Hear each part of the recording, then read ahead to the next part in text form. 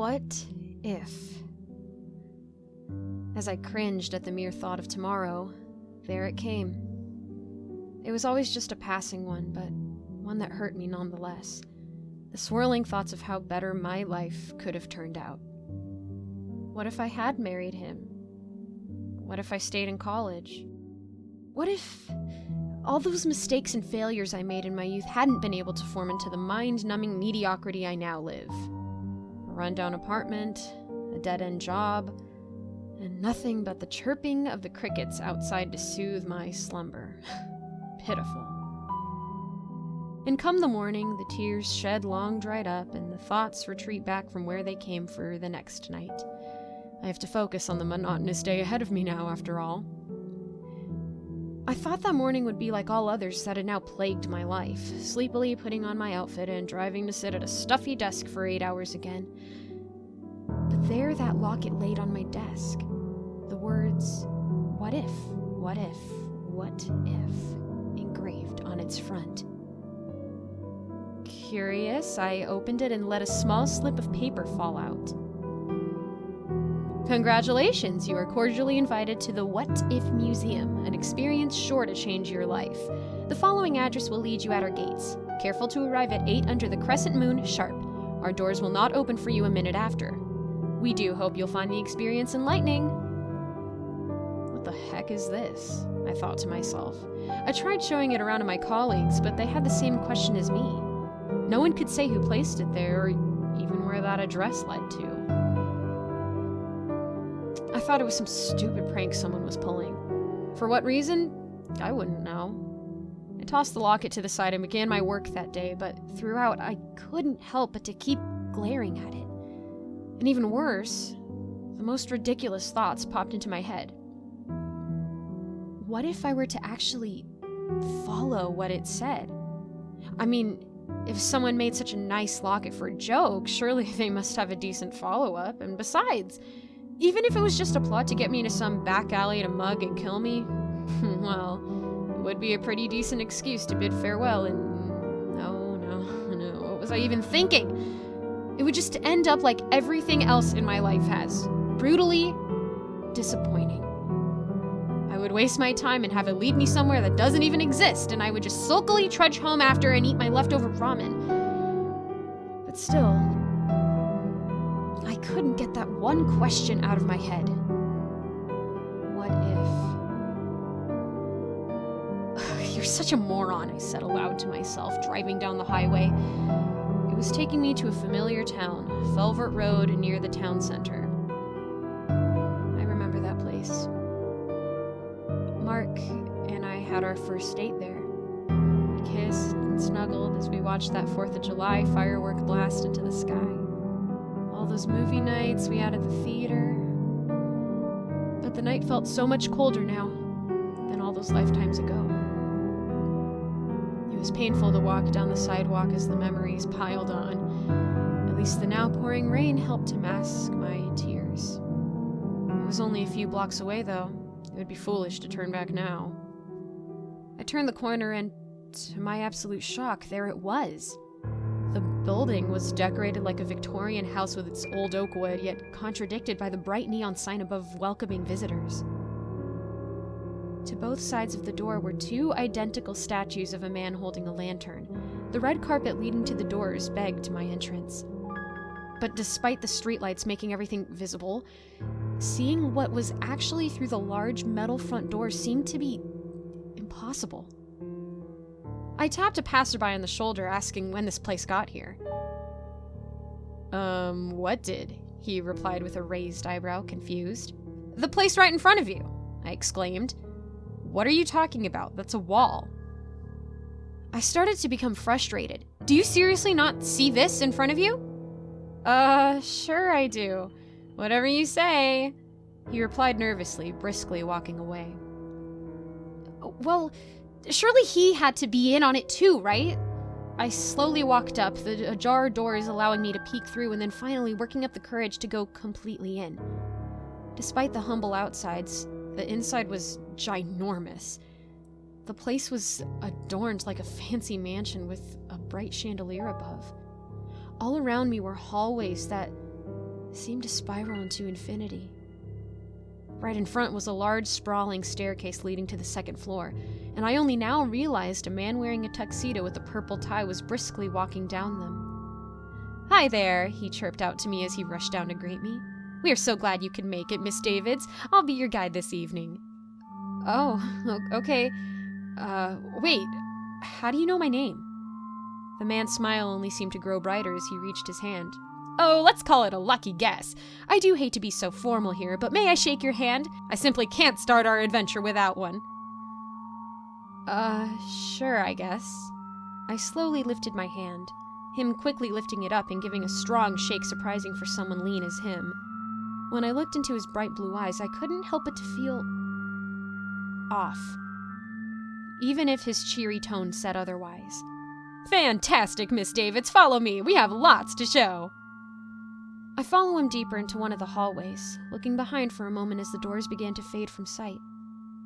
The man guided me around the rooms we came upon, each one showcasing an alternative event or outcome different from our own timeline. The what-ifs of them, if you will. The Great Global British Empire, a new era. Cold War into the 2000s. The Cuban Missile Crisis to World War III, looking back to 1962. Taking a bullet for Archduke Franz Ferdinand, how Europe prevented a global conflict. Wow, some of these are pretty creative. I can't believe I've never seen this place before, I commented to the man as we walked to the end of the hall. We only had a few more exhibits left. What's that flag from over there?" "Ah, you're too kind. You would be surprised to find out not many know this place exists. And that right there is the great flag the Union of the Americas would have ended up using if they'd been able to stick together before becoming the many nations we know that occupy the continent today," he exclaimed. "So how do you guys piece together what it would have looked like?" "We didn't have to. It's the real thing, on loan from that universe." "Oh, we're still doing this act?" I sighed, rolling my eyes. Suddenly it hit me. Wait. How long have I been here? I turned to look at my watch. Oh, crap. It was almost midnight already, and I have to be up early for that stupid meeting tomorrow. Holy crap, look at the time. Well, Mr. What was your name again? I asked. "Is that really important?" he said, now suddenly somber. "Right. Well, sir, thanks for the entertaining night, but I really gotta go. Cheers." I shook his hand and started hustling back towards the entrance. He shouted something back to me, but I just waved back to him as I picked up my pace. Out of nowhere, the man turned a corner right in front of me. "Miss Davids, you can't go just yet. I've saved the best part for last." "Well, that's great, dude, but I really have to— Hey, what if I told you that there was a way out of the meeting? Your job? Heck, even your entire life?" How do you know I had a— "Oh, come on, Miss Davids, what don't I know?" He suddenly snapped at me, his voice becoming slightly raspier. He looked down for a second like he was trying to recollect himself. "Miss Davids, please allow me to show you just one more room. You may depart after if you still desire so." A feeling welled up inside me like I really didn't have a choice. "I'll take your silence as a yes. Wonderful!" the man nearly shouted. "Allow me to show you our final room."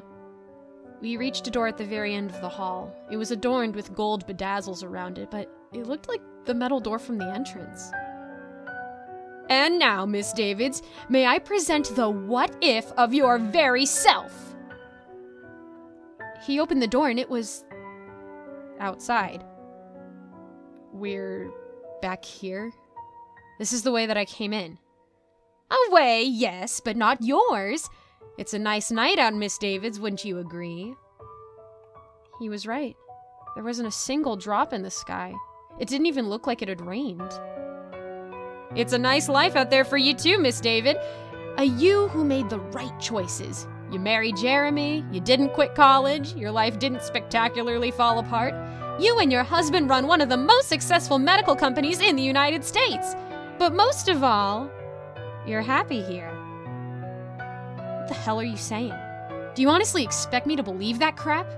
I growled at him. I'm not here to make you believe. I'm here to offer you the choice I was asked to.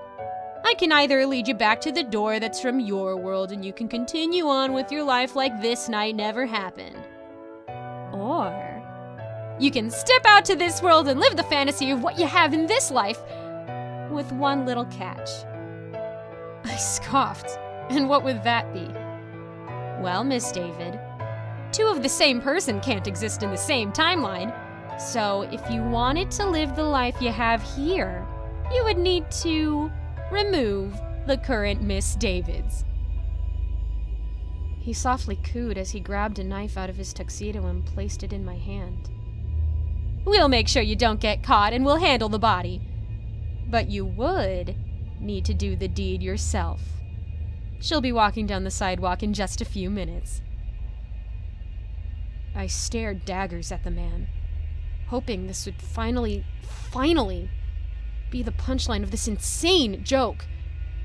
But the man continued to look at me, patiently waiting for my decision. He was dead serious. How do I know you're not lying? You don't, but what if I wasn't? What if this was your one shot at escaping it all? What if, Miss Davids? What if? That's what this beautiful museum is all about. I couldn't believe myself that I was actually pondering such a thing. No, this was all just way too ridiculous. I couldn't. But a part of me couldn't help but to think, what exactly do I have to live for? Endless deadlines and loneliness? A life of mediocrity? Something inside said that this was my chance. The strangest yet biggest one it ever offered me. And true, I still thought it was a farce. Perhaps this was a nightmare, or maybe just a psychotic breakdown from all the stress, but the wind was howling quite loud that night. I gripped the knife and looked back at the man for a final stare, and then charged into the night. It was nice to meet you, Miss Davids, he shouted back to me. Try not to screw up your second chance now. With palmy and shaking hands, I clutched the knife as I waited in a dark alleyway beside the sidewalk. A few minutes later, I heard footsteps. I peeked out. It was me. I was wearing a nice dress, talking to someone on the phone. My breathing began to quicken. Sweat beaded down from my forehead. I prepared myself, and then, when she got close enough, I did it. 3 was all it took, fortunately.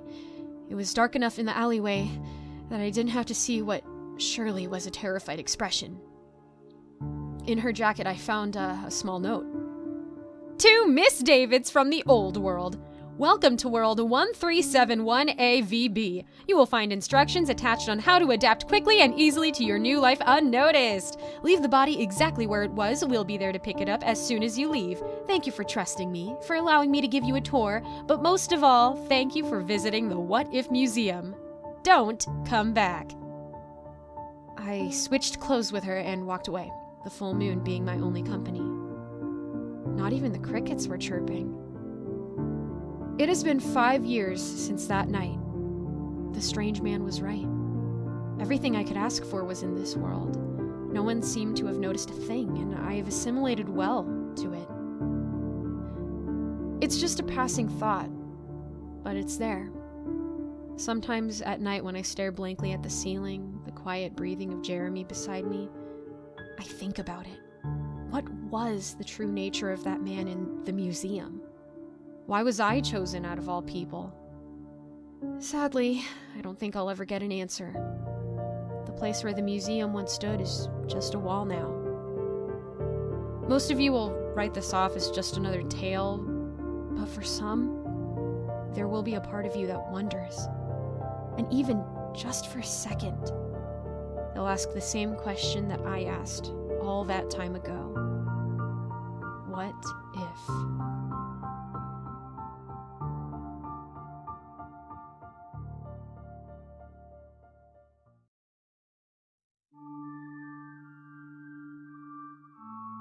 It only ever came in the fall, just after school started, but before Thanksgiving.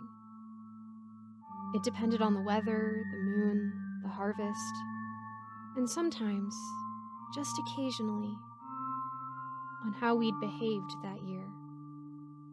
If we'd been good, if we'd eaten our vegetables, if we'd put our toys away, if we'd finished our homework, if we'd attended our doctor's appointments, if we'd paid our utility bills, our property taxes on time. We knew it was coming because of the music. The music always starts about a week before, usually near schoolyards and churches, farmers markets and libraries, anywhere that people gathered, where families showed up all together. The music is creaky at first, faint and on the wind, like it isn't quite real yet. That's when parents start locking the windows and doors. It's a small town. For most of the year, that's just not done.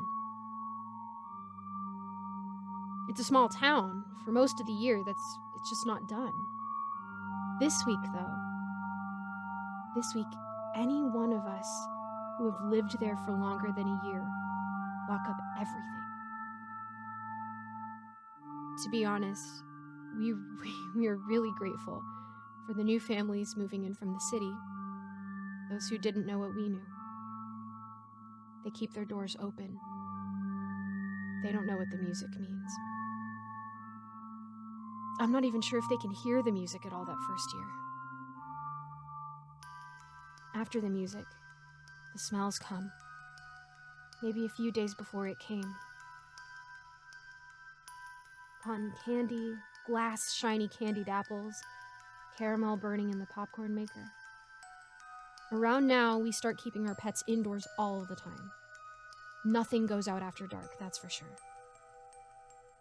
It's usually around hunting season, you see, so people don't think twice about seeing the deer hung from trees at the edge of town. The new families, the city families, they don't see that these poor beasts aren't shot and gutted, that they hang from their own entrails rather than rope. And then, always on a weekend, always when the air is crisp and apples and leaves are falling freely from trees and we've all officially put away lawn chairs and covered our pools, it comes. The first time I saw it, I was 7. My sister and I were walking home after her band practice, and we heard the music through the trees. Before we knew it, we were at the steps of the carousel, the calliope playing loud and bright and joyfully from the center of the massive machine. It was old, probably the oldest thing in our town.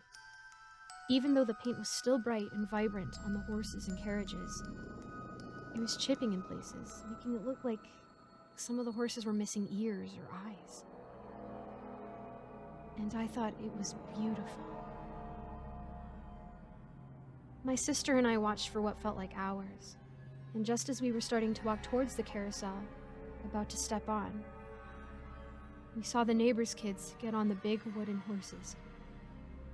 The magic broke a little, something pulling through us and telling us to back away. I could have sworn I saw a snake trapped in the black horse's teeth, writhing and bleeding out all over the floor, staining the boards. My sister says she saw a blue jay in between a team attached to a carriage, wings trapped in the pair's teeth. We ran back to the tree line, the square with the carousel backed onto our house, and we were so close to home. When we hit the first willows, we heard the screams start. And when we turned back, more kids had shown up from our classes and from our guides' troops.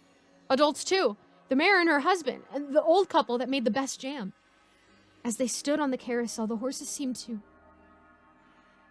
shift. Their shadows moved, grabbing at hands and legs, wrapping around hair and necks. The horses, from what we can remember, didn't move at all. But the shadows dragged people to their mouths, open into gaping maws, ready to pull people in. As the screams got louder, so did the music droning everything out, the machine spinning faster and faster. lights and blood turning into a kaleidoscopic blur. We bolted into the house yelling for our parents. When they finally woke up, they wouldn't let us tell them the story. They wouldn't let us get anything out. We were grounded for a month for going out at all that night, for walking and not calling them to pick us up. For the rest of that year, we stayed in the front yard. And after Labor Day, we never played in the backyard until Christmas.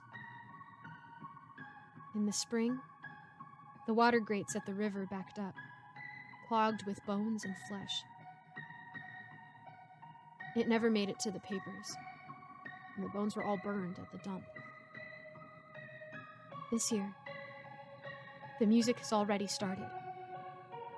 Several new families have moved to town, bringing their grandparents, their pets, their children. And when they ask, we tell them the candy sweet smells are coming from the bakery for the market. Just wait a little while longer, and they can try the treats themselves.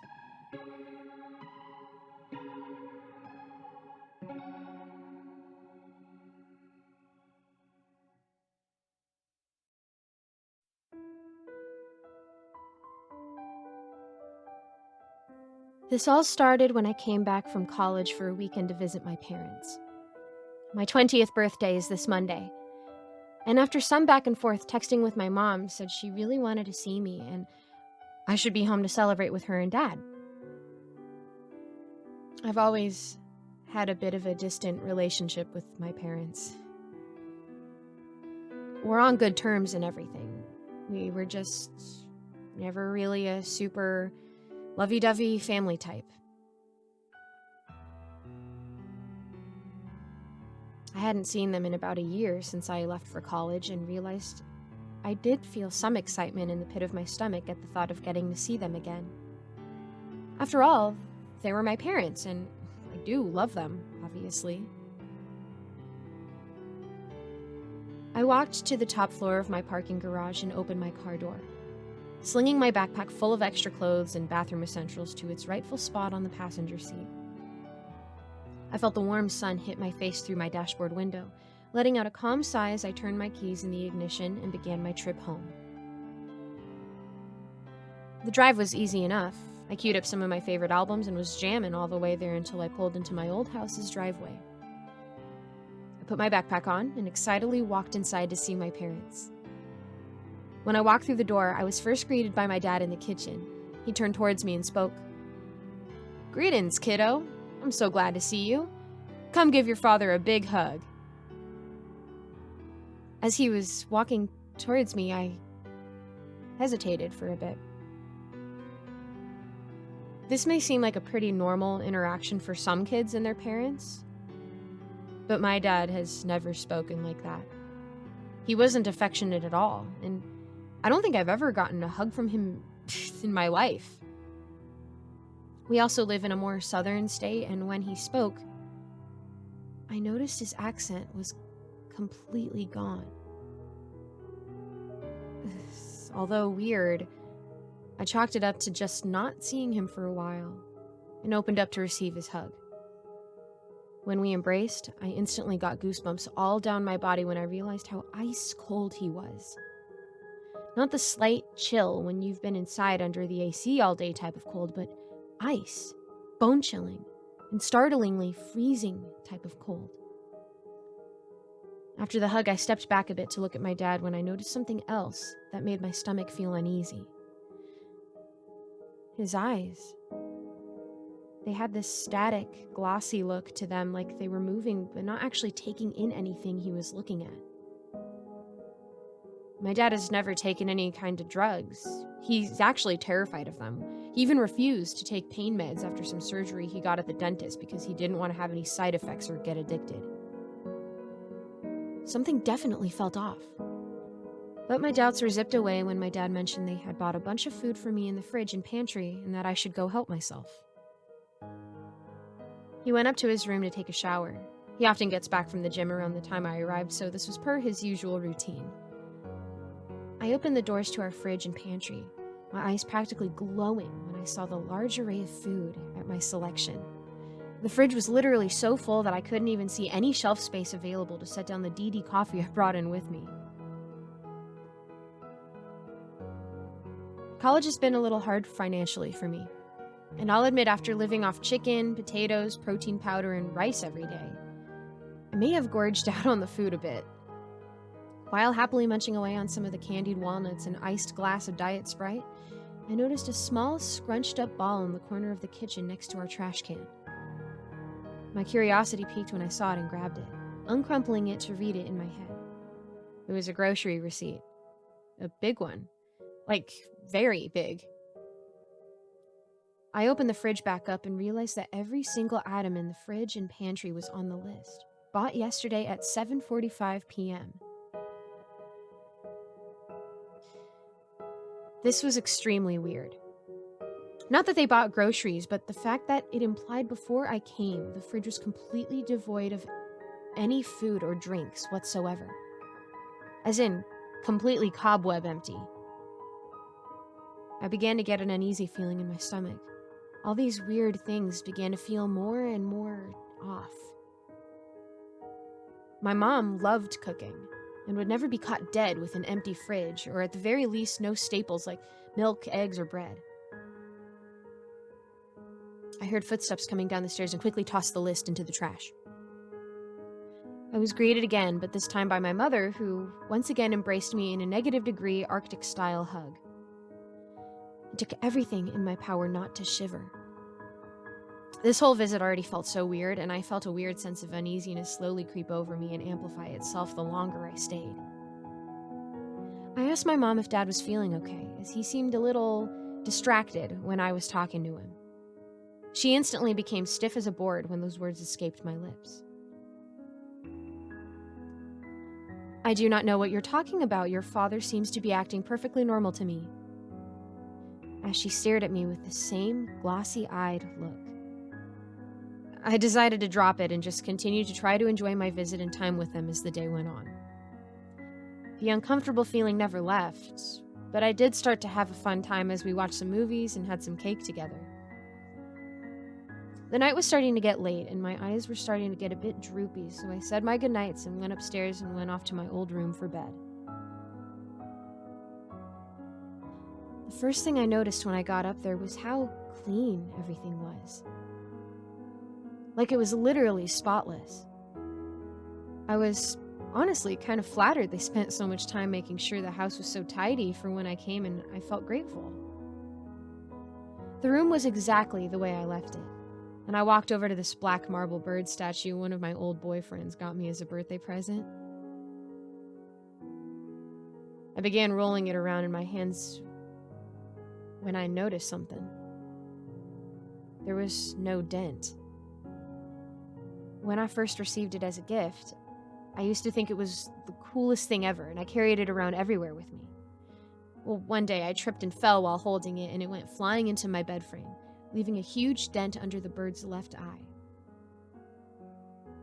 But as I studied it in my hands now, there was no dent.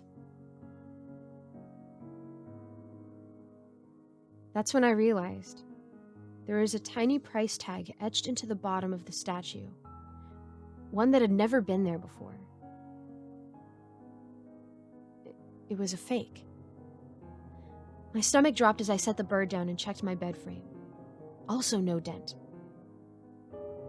I closed my door and climbed under my bed to find another price tag on the frame, mattress, and sheets. All new. To my horror, I began checking everything in my room only to find price tags on each one.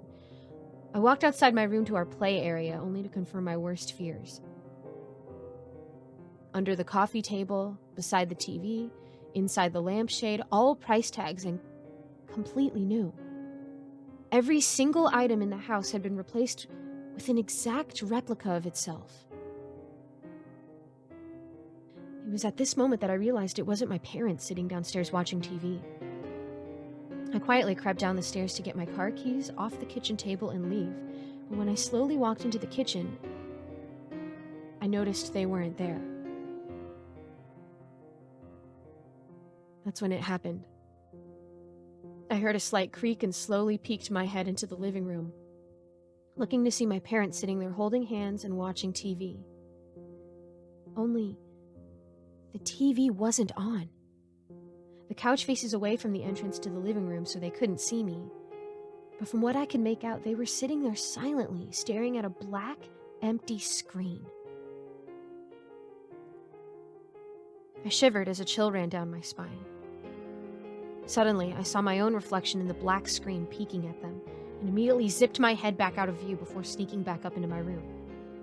I immediately closed the door and tried locking it, but I realized the lock was either broken or deactivated and it didn't work. I slid my bookshelf across the ground as quietly as possible to barricade myself inside and tried not to freak out. I don't know what those things did to my parents, but I clearly was not in my house anymore. What should I do? Do I call the police? What would I even say to them? Do I try to find where they put my keys, or just try to get out and make a run for it? I'm not sure where I should go from here, but I know one thing. I cannot fall asleep in their house.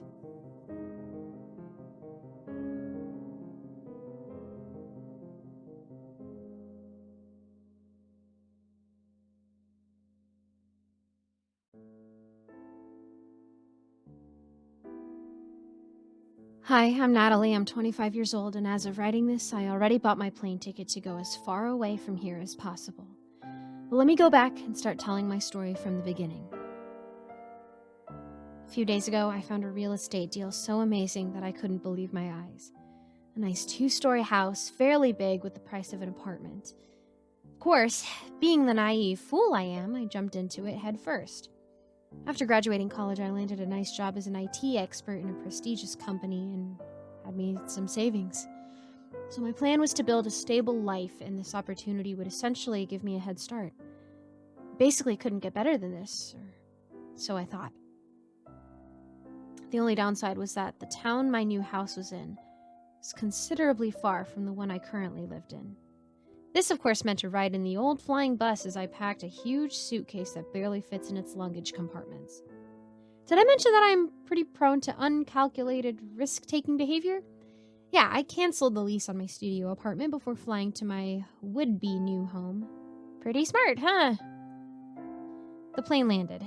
I grabbed my thing, paid a crapload for an overpriced, crappy cup of coffee at the airport, and took a bus, followed by a cab. I had a phone call with a car shipping company and figured that they'd bring my car to my new house by the time I'd be done furnishing it. Oh boy, out of all the crappy decisions I made, I regret this one the most. What I wouldn't give to have my car parked in front of my house now.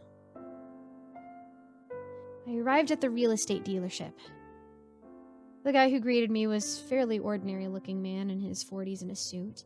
He told me his name was Marcius Capallo. He was about 5'10", had thinned-out gray hair, a calm and friendly demeanor which certainly helped to prevent me from having any suspicions about this whole thing. And he told me the reason why this house was so cheap was because its former owner had inherited a much bigger house from his great-grandfather or some crap like that, and was now hastily trying to get this property sold to pay his debts. Plausible, right? While Capallo was driving us to my new home, we had to make a stop at what looked like a police checkpoint. The man inside the little cabin came out and greeted us. He already knew Mr. Capallo, and after a casual greeting with him, came over to my window to introduce himself as the neighborhood's Homeowners Association's private security guard. I sighed and rolled my eyes. Ugh, it's one of these neighborhoods. Capallo said that he'd taken me to see the HOA president first to get introduced and such. We drove to his house and rang the doorbell. An old, scraggly-looking man opened the door and introduced himself as Francesco Spallanzani, the president of the HOA. He looked to be very old, slow, weak, and fragile-looking for a man. He leaned on his little stick to even walk. His wife, Betty, however, was in complete contrast to him in the sense that she, despite her age, was pretty lively. After a cup of coffee in their house, Francesco, Capallo, and I drove to my new house. At its empty state, it was a pretty eerie sight. The front porch looked like a graveyard, and the old wooden chairs creaked as we stepped on them. The house was definitely older than it looked in the pictures. The thin whistling sound of the blowing wind did not help the atmosphere. As we arrived, all the neighbors in the nearby homes came out to greet us. It looked like everyone knew each other except me, and that included Kapalo too. One thing I noticed, however, was that all the neighbors seemed to be couples without any children. There wasn't a single big family in sight. I do remember jokingly asking Francesco about where all the children in the neighborhood went, but he brushed it off. After the crappy introductions were over, I stupidly signed the contract and they left me alone. I started unpacking whatever I had in my luggage and waited for shipping trucks to bring my furniture. As the trucks came and I moved my stuff in, all the neighbors were strangely very helpful. They helped me to carry and unpack my stuff and also brought me many gifts. Well, at least there's that, I naively thought to myself. The next morning when I got out to take care of my garden, I found a box placed in front of the door. The card attached had the following written: "A welcoming gift from your new neighbors." The cardboard box had 4 smaller white cardboard boxes in it, and inside those were pieces of chocolate. After seeing that, I was very grateful to have such nice neighbors. I thought I was so lucky. Though my gratefulness may have also stemmed from the fact that I was pretty hungry from going straight to bed after a long day of hard work, moving stuff around and such. So I basically gobbled up all the chocolates from one of the 4 boxes. I strangely felt very full after that and didn't feel the need to eat a full-course breakfast. The rest of the day went on with further furnishings and taking care of my new property, and I was pretty chill until I got a phone call from the car shipping company stating that my car had a malfunction with its engine and that they needed a few weeks to fix it. Otherwise, it simply wouldn't take off. The good news after that alleviated my mood, though. My sister and her son were coming to visit me in my new home. It's been a while since I last saw them, so that definitely was a mood lifter. After they came to visit me, my sister started helping with my decorations and my nephew was playing in the backyard. Everything was relatively normal up until this point. But from here on, crap hit the fan. Because just in an hour, my nephew Stephen went missing. I knocked on the doors of all the neighbors to ask them all, but all of them said they had no idea. I called Francesco, but his response was the same as everybody else. I called the cops and filed a missing persons case too, of course, and in the blink of an eye, the joy of my acquisition of a new home turned into tragedy as I made no less than 100 phone calls and basically looked everywhere around the neighborhood while trying to comfort my sister at the same time, who cried her eyes out. The search hopelessly ended that day with no leads whatsoever. The next day, I found another box on my front porch. This time, the card had the following written: "A gift of condolences from all your neighbors." Inside the box were just 2 little boxes this time. I opened up one of them and it had chocolate in it. Out of stress, I quickly took a huge bite without much thinking. This one also had that strange flavor and smell that I noticed with the first one. When I bit deeper, though, my teeth struck on something hard. It was my nephew Stephen's silver necklace. I quickly opened the other box and inside was just a note. "Sorry for the small amount. This one was pretty small and scrawny. He only amounted to 1 box of chocolate. By the way, do you still wonder where all the children in the neighborhood went?"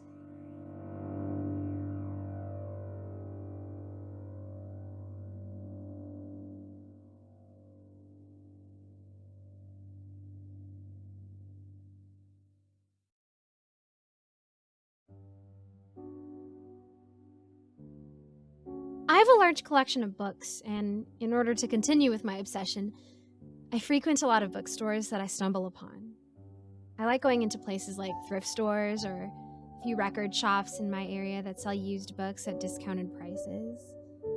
I do sometimes purchase new copies, but honestly, used books are my favorite. It's just my personal opinion, but I tend to gravitate towards the more worn-out look that used books have. Not to mention the lower price tag. It's a simple way to grow my collection without going broke. A few days ago, I was out running errands, and I decided to drive a few minutes to a new coffee shop that had opened in a nearby city. I had seen my friends and family members raving about it all over social media, and since there seemed to be a grocery store near the shop anyway, I decided to take the slightly longer drive over to see what all the hype was about. I spotted the coffee shop rather easily, as it was a pretty large green and black building in the middle of a shopping square.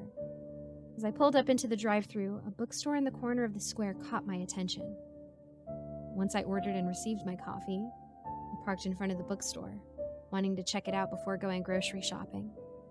It was a pretty old-looking building, which was odd since the surrounding shops all had a newer, minimalist look to them. It was called Novel Books, according to a large peeling sign out front, and they were apparently also having a 60% off sale. As I walked up, I could see rows and rows of bookshelves that covered the entire inside of the store. I reached the door and pulled it open, stepping into the store. It was much colder in the shop than I had expected, and had I known this beforehand, I probably would have brought a sweater with me. The walls inside the store were painted black and had a few random movie and music posters randomly pinned up. There was only 2 cash registers at the front of the store, and there was one woman standing in front of one, leaning against the counter while she looked down at her phone. Her hair was split up into a few different sections that were braided and twisted into small buns on top of her head, each one with different colored braids. Both her arms were covered in tattoos. She was covered in jewelry. She glanced up when she heard me walk in and put her phone away. "Welcome to Novel," she said, waving at me. I waved back as I made my way to the closest shelf and began scanning the books. They didn't appear to be categorized in any way, which was a bit of a hassle, but one that I didn't really mind. I spent a few minutes looking up and down the shelves near the front of the store before moving around to the ones behind. When I turned around and started to look across the shelves, I could see out of the corner of my eye that the worker was watching me from the front of the store. I thought that was a bit odd, but we were also the only 2 people in the store at the moment, so I figured she was just trying to make sure I wouldn't steal. I spent a while making my way towards the back of the store as I sipped my coffee, which was helping me stay a bit warm despite the freezing temperature inside the store. When I was about halfway into it, I noticed that it was slightly darker towards the back, and that most of the lights were either turned off or just not working. I could still see pretty well though, so I continued. I could tell that it was still getting slightly darker the further into the store that I went, and I decided to turn around and get a look at just how dark it had gotten. That's when I noticed that the layout of the store changed further towards the back. Instead of the bookshelves being placed side by side to create rows, they were arranged to make multiple hallways with more than one point of entry. Sort of like a maze. I figured it was some sort of quirky thing the store did to draw attention.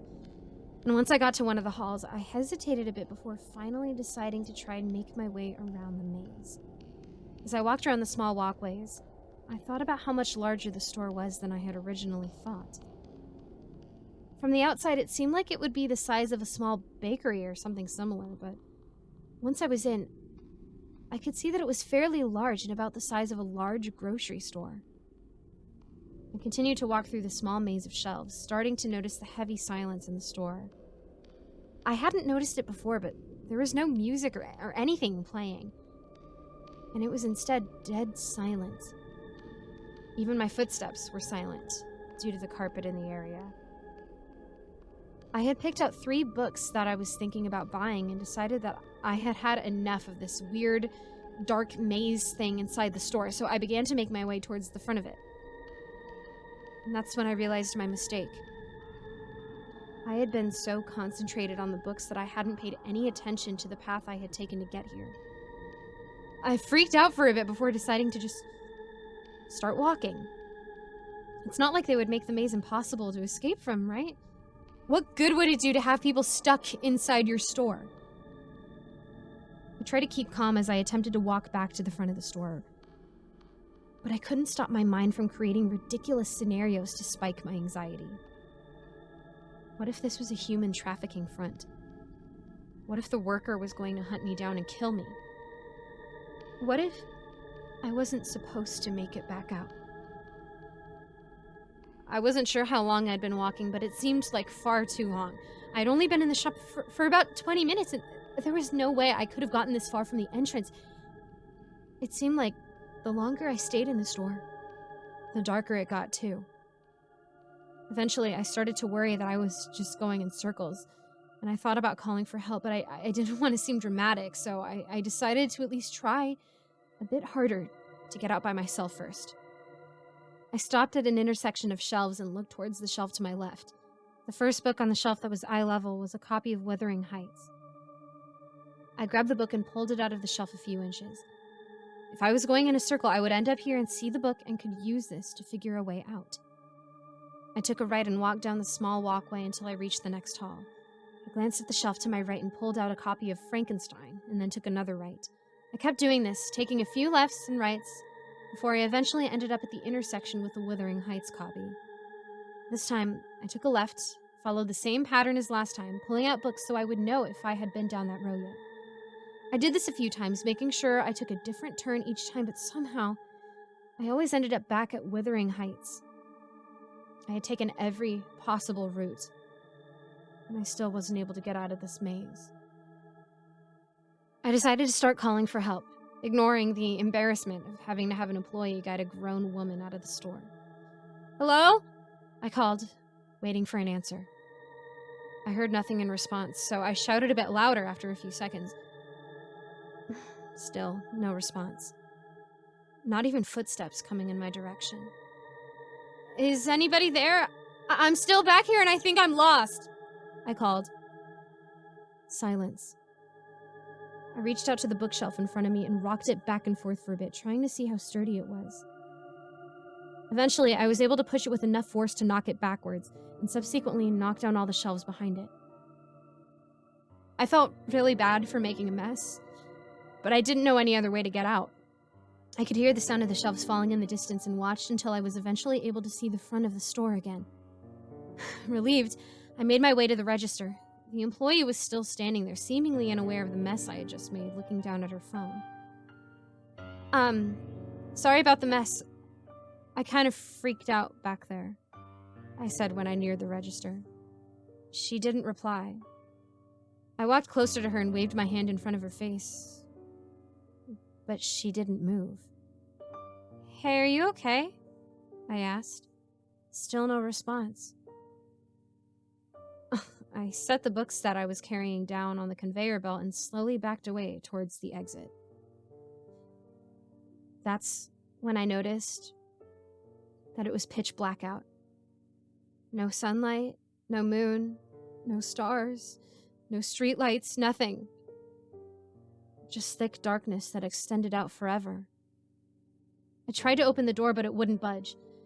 It was like it had been sealed shut or something. I pulled as hard as I could, but nothing happened. At this point, I was really freaking out and desperate to get out of the shop. I tried kicking the door open and throwing books at the windows to break the glass, but it was no use. The entire time that I was attempting to escape, the employee was standing in the exact same spot, unmoving. I don't know how long I've been in here. I've tried to keep track, but it's hard when you don't even have sunlight or moonlight as a reference of time. I have my phone with me and I've tried making calls, but they won't go through. My battery is dying, and soon I won't have any method of communication, so I guess this is my last resort. I hope someone sees this, not just so I can get help, but so they know to stay away from this place if anyone ever sees it again.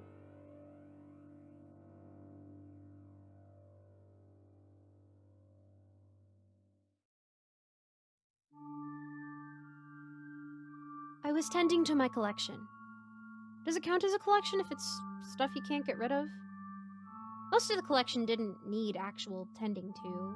They just sat in whatever best contained them. A box made of lead, some carefully drawn runes, sometimes just a strong enough padlock on a desk drawer. But some of them needed particular offerings. First, I wrote down my daily thoughts into a brown Voleskin journal. As soon as I close the page, the words will disappear. If I didn't offer these words, the journal would become unhappy and begin to take words from my mind by force. Next, I took a worm that I gathered from my garden out of a jar and placed it into a pair of old dentures. It'll eat it when I'm not looking, which is fine, as I would prefer not to see that. I used to feed the thing some chicken every single day before I realized it would take any kind of meat. Worms are a lot cheaper. It continued like that until I finished the last one, singing into a gramophone so it won't make an inaudible sound that will drive me slowly insane, and checked out my map. It was one of the friendlier pieces I owned. It made my job a lot easier. It was focused on the next city over, a red X marked over an address on Roderick Street. I suppose that's where I was headed today. But one more chore before I headed out. I looked in a small jar in my den. Inside the jar was a carefully mixed elixir and a red poker chip. The elixir was tinged blue. I dumped the liquid down the sink and fished out the chip. If you bet in a card game with this chip, it would force all your opponents to go all in. Not terribly dangerous, but as far as I'm concerned, any magic relating to mind control needs to be dealt with. The chip was a flimsy plastic, hollow too. I could easily have snapped it in one hand. But that is an incredibly dangerous way to deal with a magic item. The backlash could kill me. There was another way to handle it, though, which is why I soaked it in that elixir overnight. The chip had turned the elixir blue overnight, which told me that it was safe to dispose of this way. I put the chip in my mouth and bit down. The weak plastic cracked, and I kept chewing. The human body is very hostile to most forms of magic, and eating an enchanted item is a good way to destroy it, provided that it's safe to do so. I continued chewing until I didn't feel any hard shards left in the plastic, and swallowed. I made my way to the front door and whistled. A black and white border collie followed me. I'm sure you're expecting me to explain how dogs can sniff out magic or ward off evil, but no. Bear is just a very smart and loyal animal, and friend. He's been coming with me to these jobs for years. I let him in the back of my van and climbed into the front. I never know what to expect on these jobs, especially since I got the map to just point me where to go without any info. Sometimes a secondhand bookstore gets a tome that's more than a good read. Those are the easiest jobs, when I can just buy the item for a few bucks. Sometimes someone inherits some jewelry that curses their bloodline. It's usually a bit harder to convince people to part with those. In the more challenging jobs, a normal item that someone's owned for years suddenly unlocks latent magic. It's a challenge to find which item is causing the issues. I'm in the city in a couple hours, plus a pee break for Bear. Roderick Street was out in the suburbs, and I pulled up to the house in question. I don't have a sixth sense or anything, but I felt something off about the house. There was a large yard, but no garden. No decorations on the walls or visible through the windows. The driveway led to the back door, so that's where I knocked first. I waited, knocked a second time, and waited again. And then I tried the doorknob, finding it unlocked. We let ourselves in, Bear staying close to my side, and slowly moved around the house. There was sparse furniture, pretty much the bare necessities, and absolutely no clutter. I called out, "Hello?" A dry voice replied back, "Hey." A little confused, I followed the voice and found an older woman in a dining room. She was facing away from me and sat on the floor, staring directly at a humongous, full-length mirror that was leaning against the wall. I should have known better, but I was already looking into the mirror before I realized what it was. I was shown chemical formulas, different equations and elements, being shown next to the Voleskin journal I had back at home. I pieced together that this was the elixir I needed to destroy that journal. I kept watching as the images became more detailed, instructions for rituals and containment for magical items. I kept staring until I was disrupted by my hand being licked by a very sloppy tongue. I looked down and the trance was broken. Bear was licking at my hand, wearing the dog equivalent of a concerned expression. I noticed a couple of things. There was a Nintendo Switch on the ground next to the mirror. It was the only piece of clutter I've seen in the house. And my feet were sore. It felt like I'd been standing for hours, which a glance at my phone confirmed that I had been. The woman also wasn't next to me anymore. I thought back to what I saw in the mirror, formulas, and ways to destroy some of my more persistent pieces. That's all I remembered, though, that the formulas existed. The actual elements or numbers or steps were gone. Something in the back of my mind told me I would remember more if I kept watching the mirror. I dismissed these thoughts immediately, knowing it was just part of the trance. I left the room, deciding to look for the old woman. She was in the kitchen preparing dinner.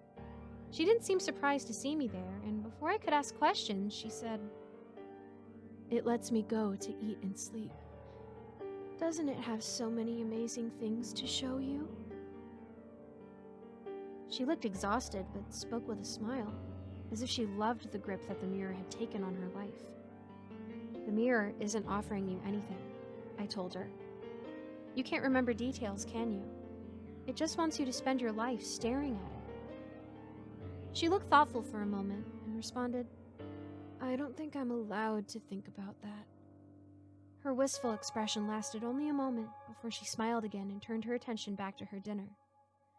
I decided I needed to deal with the mirror before I could help her. I found the stairs and made my way up to the second floor, looking for her bedroom. I took a blanket off her bed, noting that there was a layer of dust covering the room. No one has slept here in a long time.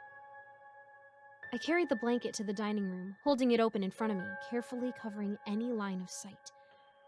I moved to where the mirror was and tried to cover it fully with the blanket. I hit the wall. I felt around and still just found wall.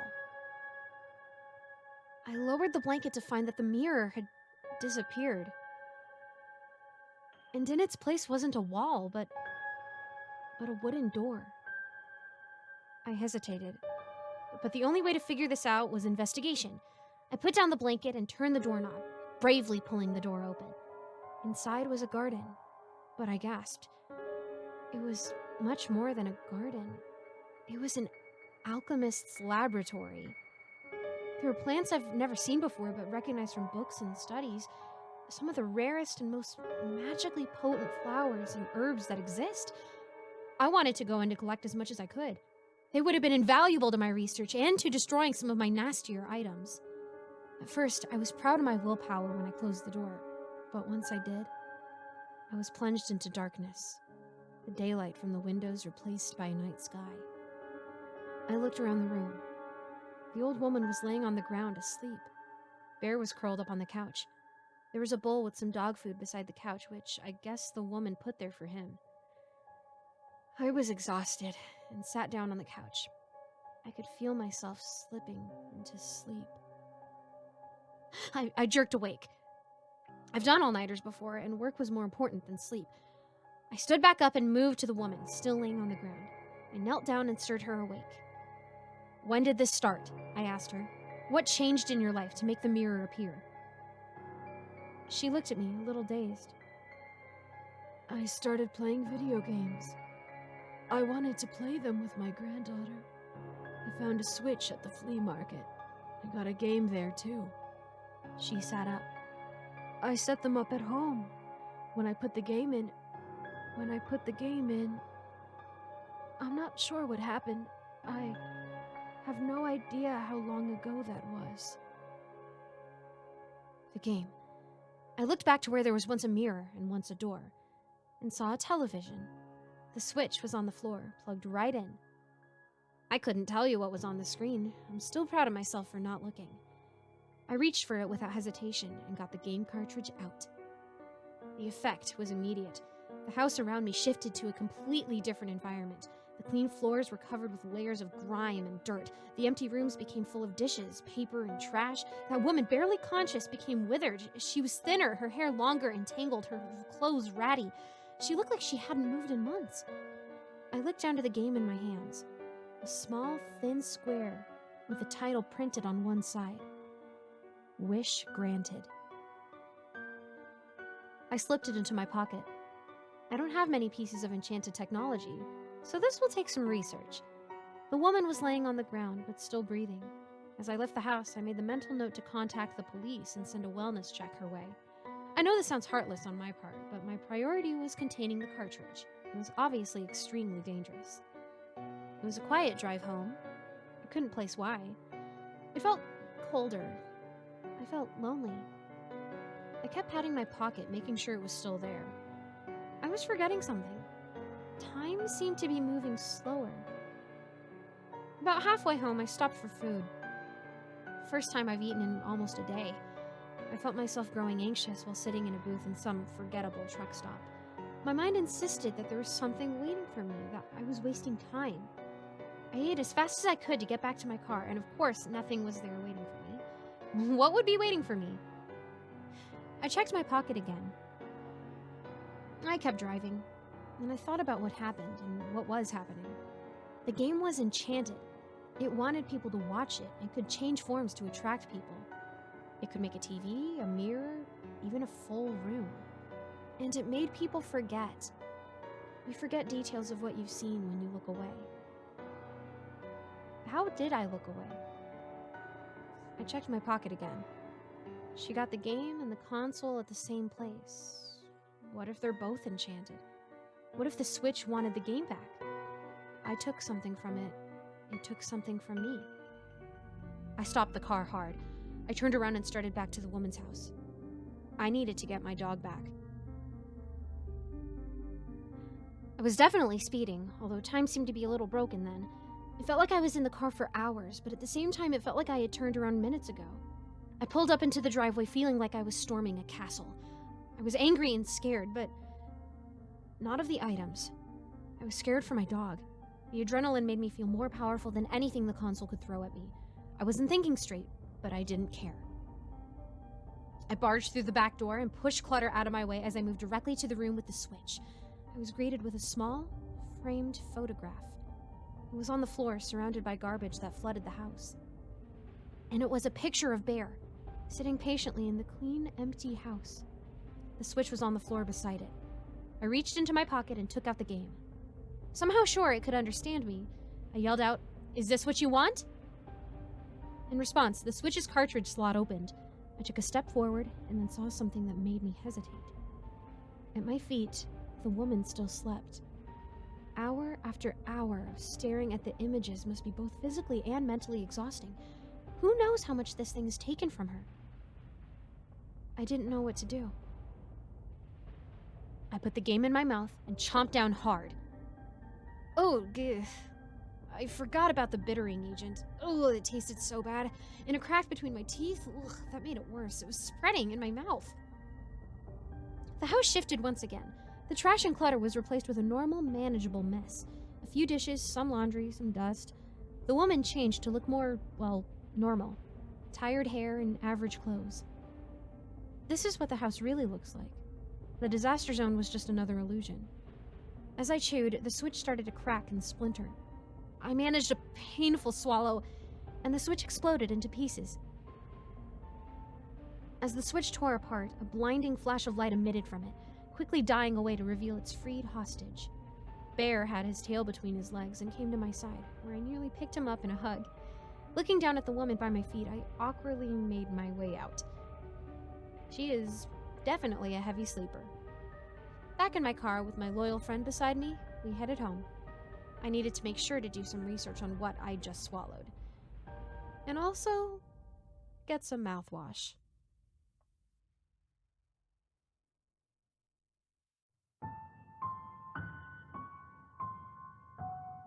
I'm leaking this top secret information in the interests of the American people, in whose country the organisms are located, as well as for the rest of the people on this earth. I do hope, however, that the matter will be contained before it becomes a worldwide concern.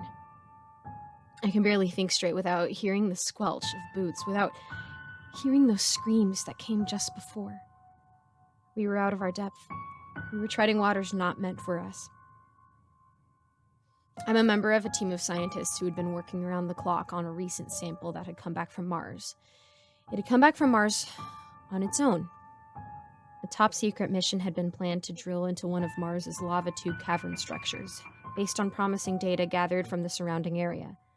Among that data was the presence of polycyclic aromatic hydrocarbons, which were seen as evidence of dead organisms. Stronger evidence was the discovery, after digging near certain lava tubes, of fossils younger than we had expected. Still younger fossils were discovered further down in the strata. These and the other residues and released compounds hinted more strongly than ever before at the possibility of current life on Mars, likely insulated deep beneath the surface as many of us has already hypothesized. Armed with strong evidence of present life and a desire to be the first to discover it, the secretive mission was therefore launched, with robotics capable of drilling deep. For up to 1 billion years of Mars's history, its northern hemisphere had been covered with an ocean.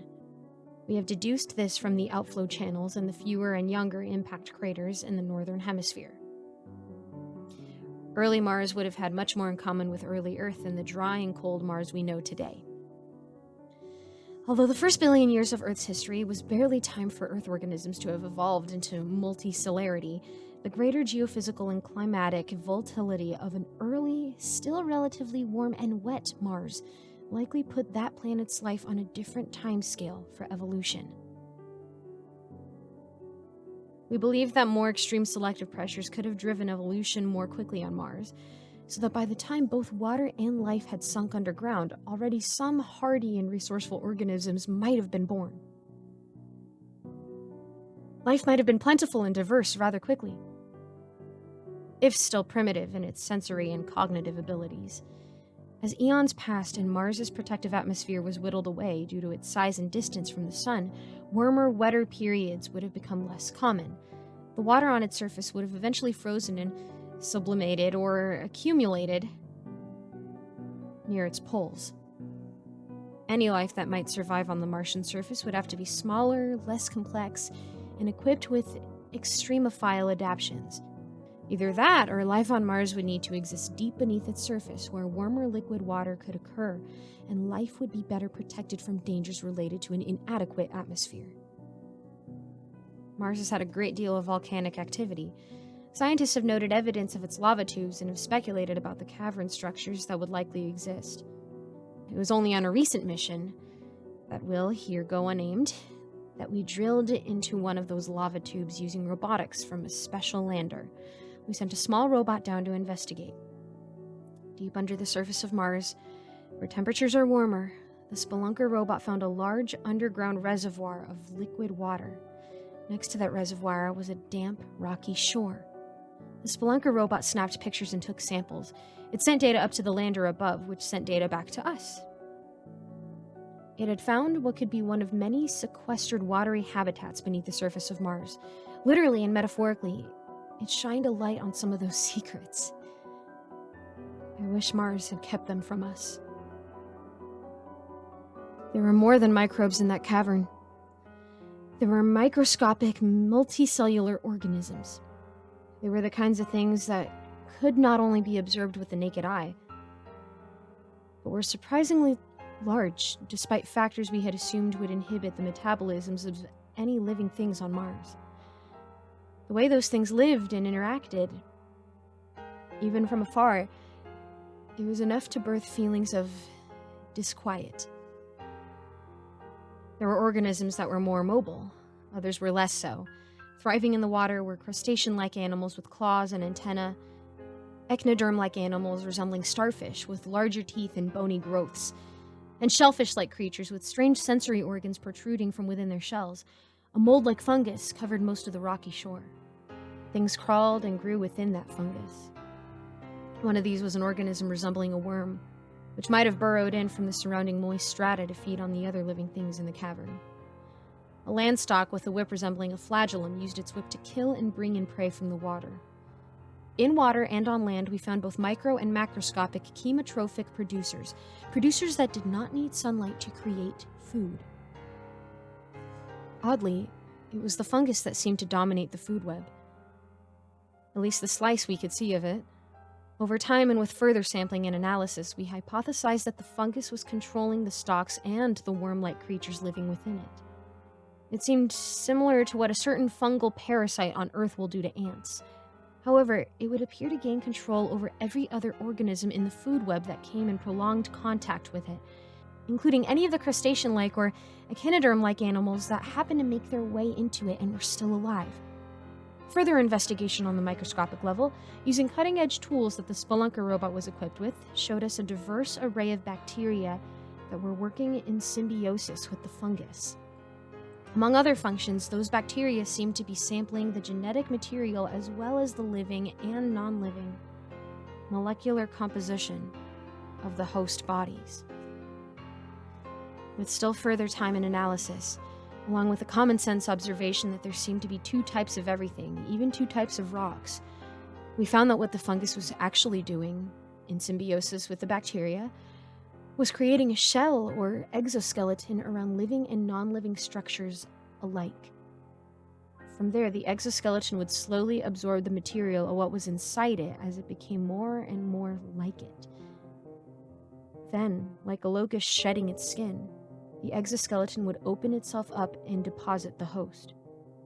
Unlike a shed husk, however, the exoskeleton would continue to live out its existence. Or, in the case of something non-living, it would survive as a living copy of whatever it was. It would do so as if it were a bizarre and more aggressive version of the host. Its appearance was not exactly the same. There were some modifications. Presumably, the exoskeleton was hollow on the inside once it had shed itself from the host, at least initially. Meanwhile, the host, deprived of much of its original body and functioning, would die not long after the exoskeleton parasite had shed itself. We were thus mistaken about our initial theory of a parasite controlling its host. Instead, by covering the host and creating an exoskeleton, the parasite fungi bacteria colony was making strange copies of living and non-living matter alike. We lost transmission with the Spelunker robot. But before we did, we had already observed the Spelunker robot being coated with the fungi bacteria colony. The lander was infected too. The last transmissions we received from it showed the spelunking robot approaching the lander until it collided with it. I suppose the fungi bacteria colony must have piggybacked off of the technology in those robotics to enhance its intelligence, as well as to enhance its Martian surface hardiness and outer space hardiness. How else could it have done what it did? It was not really the spelunking robot that came out of that hole. No more than it was the lander that repurposed itself for Mars' ascent on its own, then later for approaching and entering Earth's atmosphere. It should have been shot down. It should have been incinerated to lifeless dust. A number of human desires got in the way of that. Enough of those calling the shots and wanted to see what had come back from Mars. They had wanted to see what had come back on its own. Efforts were made to contain it. Safety precautions, safety equipment. A team was assembled. I'm on that team. So was the individual I'll refer to as Dr. B, because I would like to reserve his family's anonymity. Neither I nor my colleagues were willing to admit to each other the panic that threatened to surge our very existence every time we donned our suits and prepared to go into that containment room to view the lander and its contents. Why shouldn't we panic after what we had seen from afar? I suppose it was professionalism that held our tongues, and promises of prestige, and our scientific curiosity that held our hands steady. Dr. B was infected, despite our best precautions and most advanced protective equipment. We think it had something to do with the array of bacteria in the fungi bacteria colony, and its ability to sample and screw around with molecules of everything it covers, including what we wear. Dr. B was infected and lay for a week, quarantined in our compound's emergency wing. During that time, what covered Dr. B thickened. It turned gray, it hardened, and it mushroomed with bone-like growths. Dr. B was on his way to becoming a part of the food web. We were afraid to cut into the exoskeleton husk. We didn't want Dr. B to die. That was our main reason to delay it, at any rate. So when Dr. B, or the exoskeleton resembling Dr. B, broke out of its containment and left a slop of murdered bodies in its wake, we justified our reluctance because of its being crucial to Dr. B's survival. Dr. B did not survive. Not at length, anyway. Crawling among the slush pile of corpses was a thing with nubs for arms and nubs for legs. Its eyes, nose, and lips had been digested by the exoskeleton parasite that had been covering it. Now the only thing covering it, in the place of skin, was the fungi bacteria colony that was flaking off in the blood and mush it crawled through. He called out for us to kill him. We kept him alive, probably longer than we should have.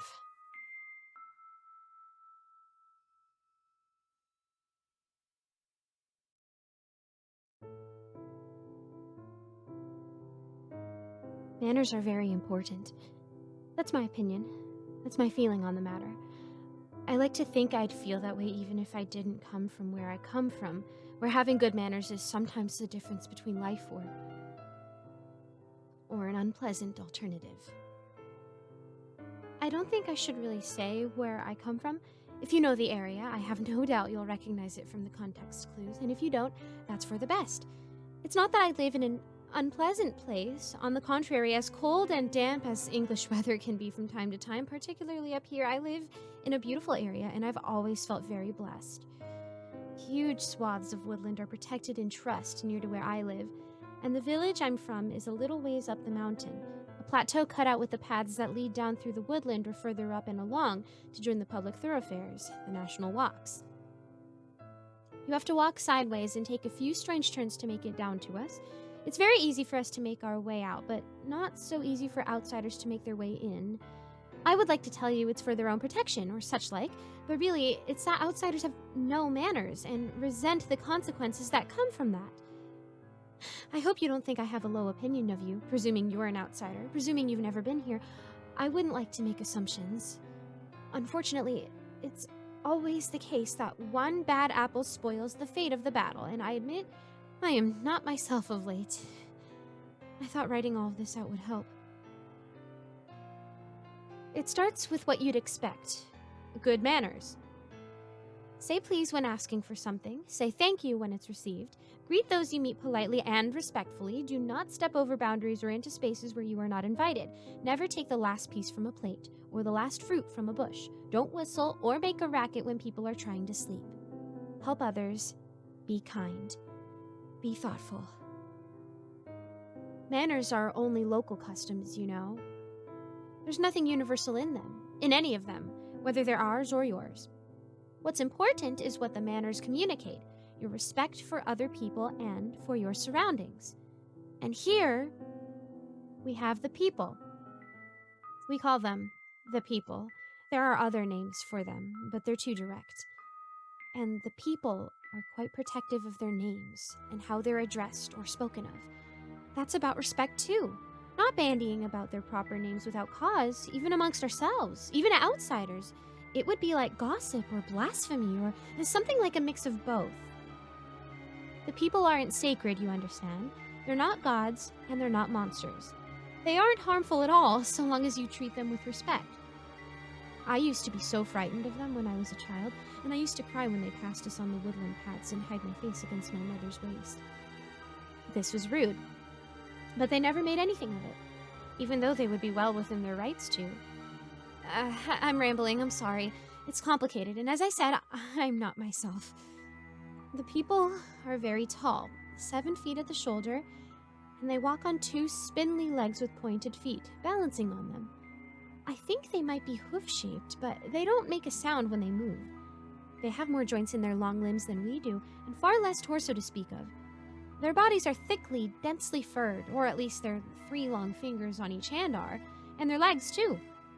They wear cloaks woven of tree leaves and wildflowers, or pieces of fur in the winter that hide most of their bodies and the backs of their heads, and masks too. The masks are unsettling if you aren't used to them. I don't know what it is they make them of. They look soft to the touch, like rubber. But I don't know that the people even know what rubber is. They're normally pale pink and roughly modeled on human features, with eyebrows and painted eyes and carved noses and smiling mouths. The smiles in the people's masks are rictus smiles, every dimple and line in the resin expressions exaggerated, the eyes too wide and staring. Oh, but they're not meant to be frightening. The people wear them for our benefit. My mother says that they know that they frighten us, even when they don't mean to. They wear their masks to comfort us so that we see them wear faces like ours.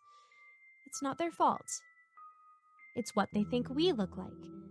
Perhaps to the people, we are the ones with exaggerated proportions, with unsettling movements, with frightening appearances. Well, I don't think so. I don't think the people are frightened of anything. The people are the reason our manners are so important. Our communication with them is limited. They don't really speak, and I'm not sure they can, because the most I've ever heard of them is breathy, hoarse sounds that I couldn't hope to replicate, and I certainly wouldn't try to. The people walk in the same woods that we do. They must have settlements, I suppose, although I don't know where they are, and have never come across one, and I couldn't reliably tell two people apart from one day to the next.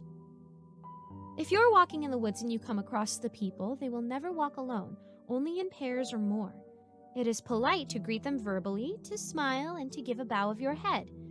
It doesn't have to be a very deep bow. Most of us just bow from our shoulders, but a bow is the done thing. I usually bow first, but that's not a sign of inferiority or anything. Sometimes the people bow first, and that's all right, so long as you respond in kind. Most of the time, that's the end of it. You keep walking one way, and the people keep walking the other way, and perhaps you won't see each other again. They walk in strange ways, the people.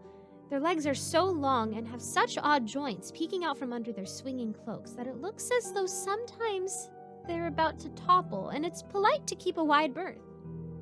I heard of a boy once who was in a hurry because he had an exam at school, and he was running in from his house and he was late, and he skidded to a stop when he saw the people, and he stopped and bowed and said hello, and then once they'd bowed back, he started running again, but instead of keeping to the side of the path, he ran straight between the pair of them and knocked one of them over. Well, that was years ago. My parents went to school with him, and I don't even know his name.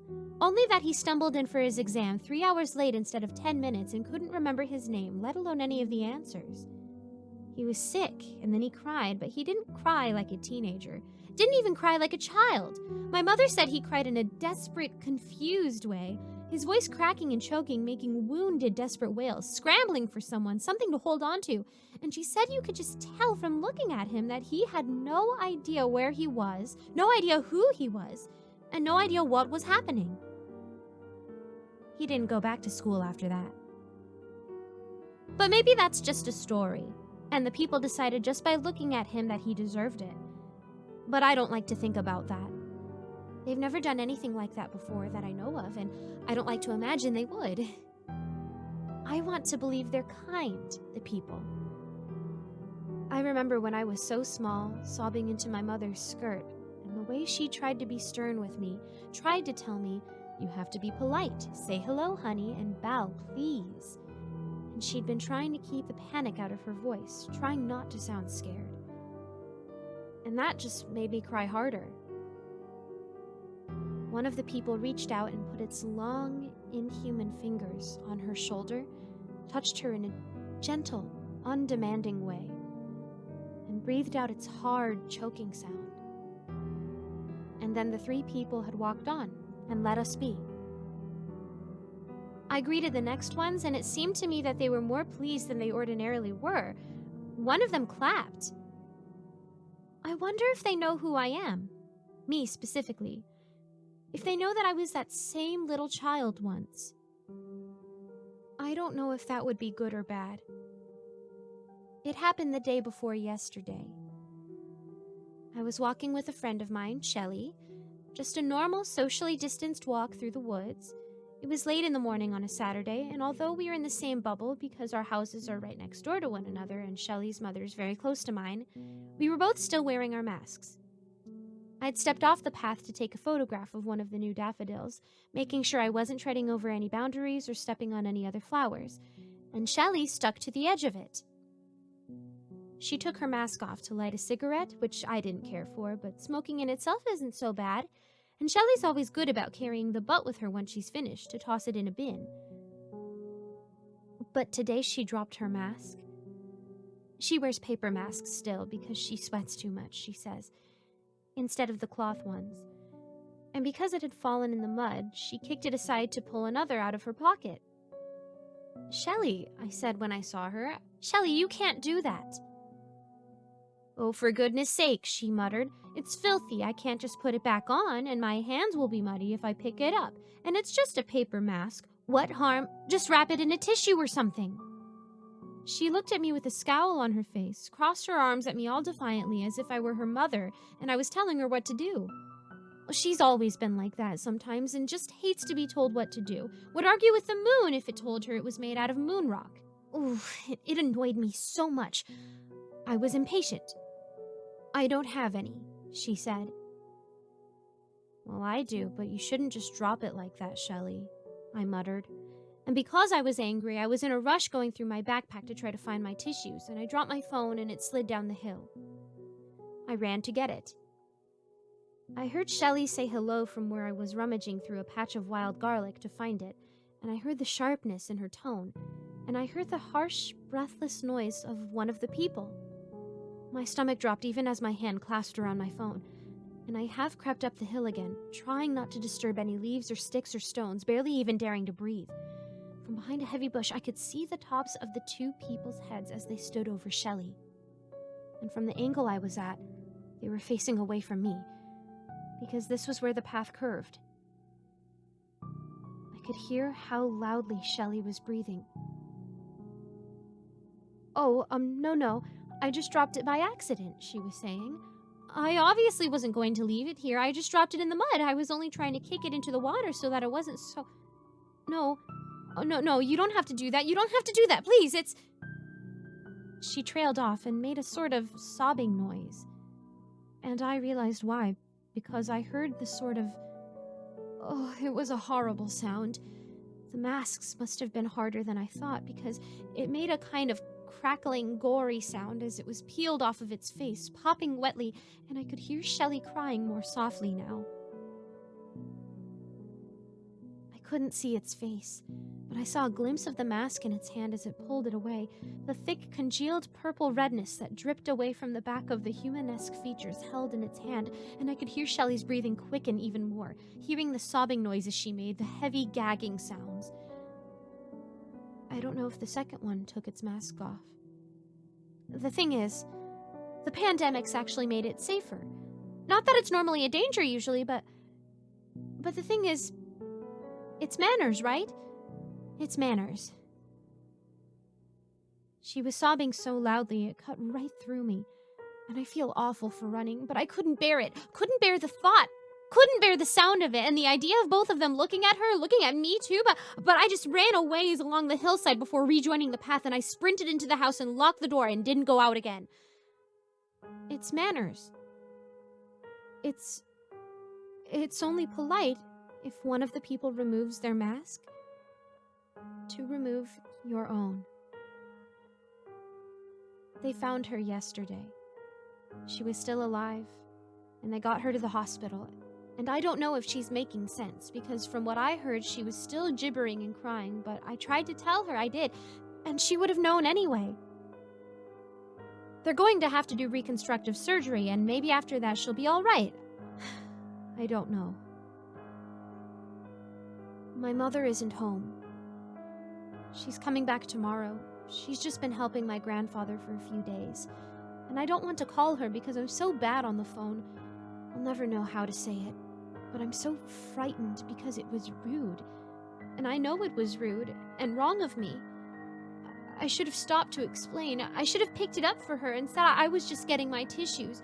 I should have tried to help, but I was scared. I was frightened. And it wasn't my fault, none of it.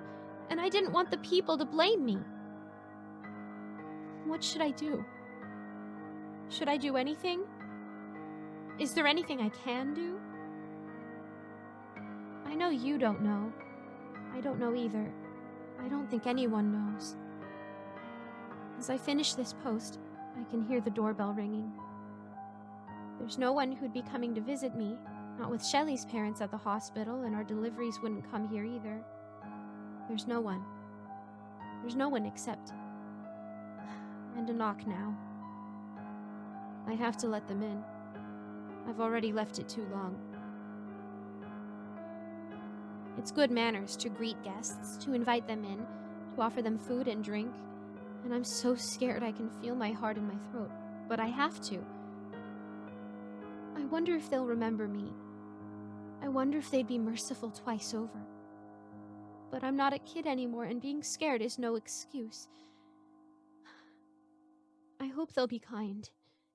I hope so. How do you tell if someone is telling a lie? Look them straight in the eyes and ask a direct question to see if they'll react nervously. Observe curiously if they'll bite their lip, scratch their head, or avoid eye contact. Well, then you might just want to improve your approach, because that is basically how any person will react when being asked a question in a stressful situation. Wouldn't it be nice if that was the case, though? You could spot any lie easily, and your life might be much easier. But, well, that's not how things go. Nervousness is not a reliable indicator for a lie. Quite the opposite, actually. I doubt that you'll find yourself in a situation quite as unique as mine, but just in case you do, I have a few points you could pay attention to. Look a liar deep in the eyes. Focus, and ask your question, if feasible. Now focus on their eyes and check out their pupils. If they lied, then their pupils probably dilated. Fabricating some fairy tale takes a lot of mental effort after all.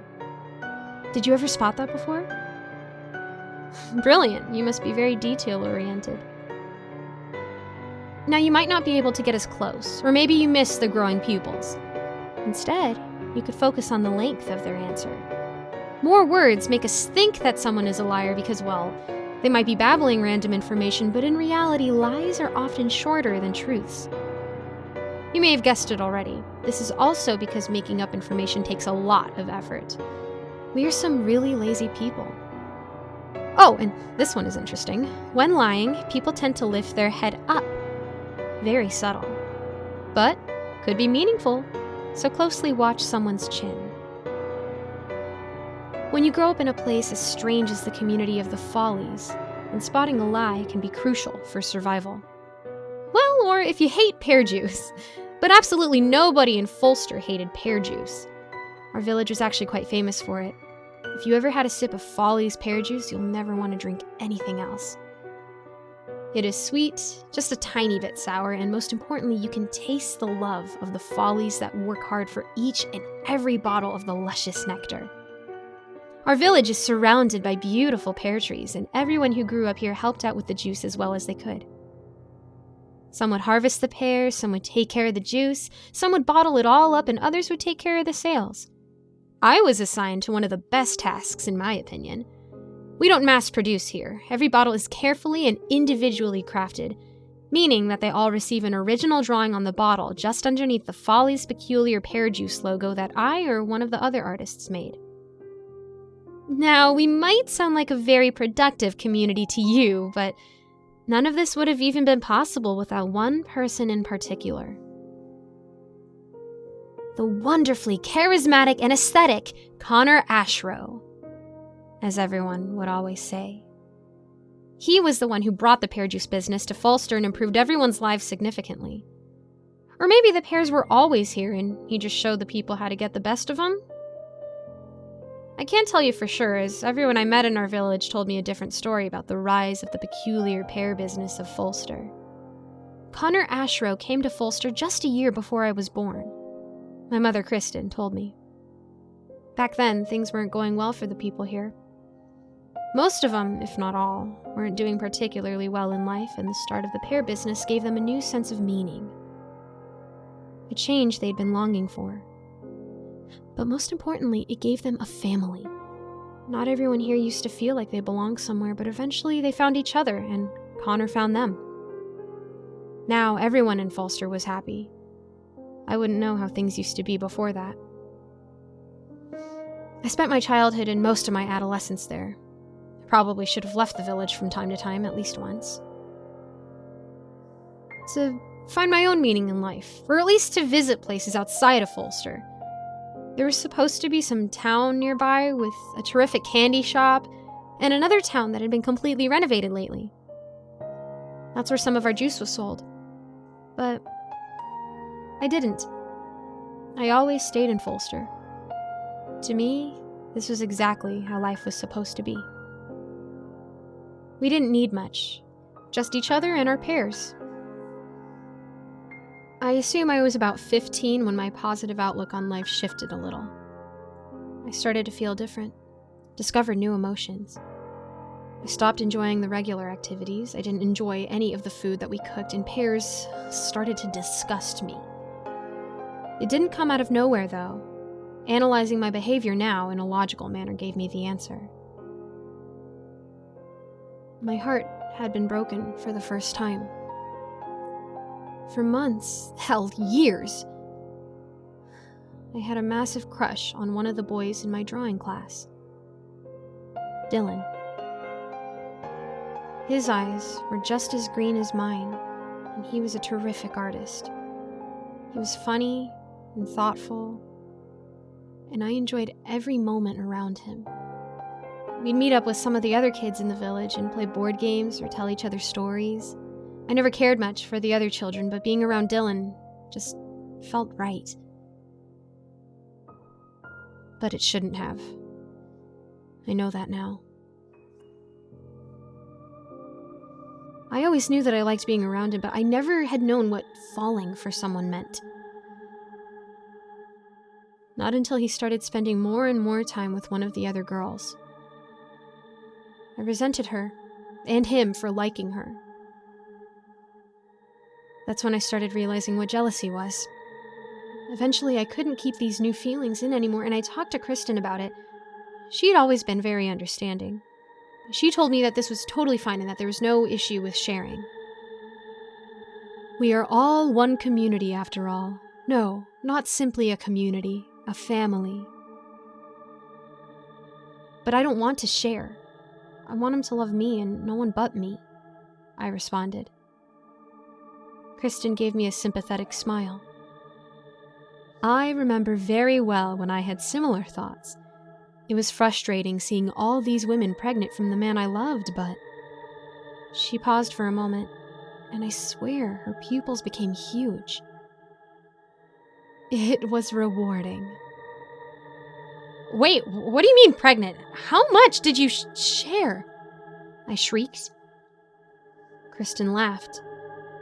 You don't believe that the most lovable man in Folster is only your father, right? That would be very selfish of you. My crush quickly evaporated after that conversation, and I discovered the feelings of hate and disgust. That was the first moment of change for me. The first time that I realized that something was wrong with our village and that the people called themselves Follies. It was still my home, though, and I gained so many great memories there.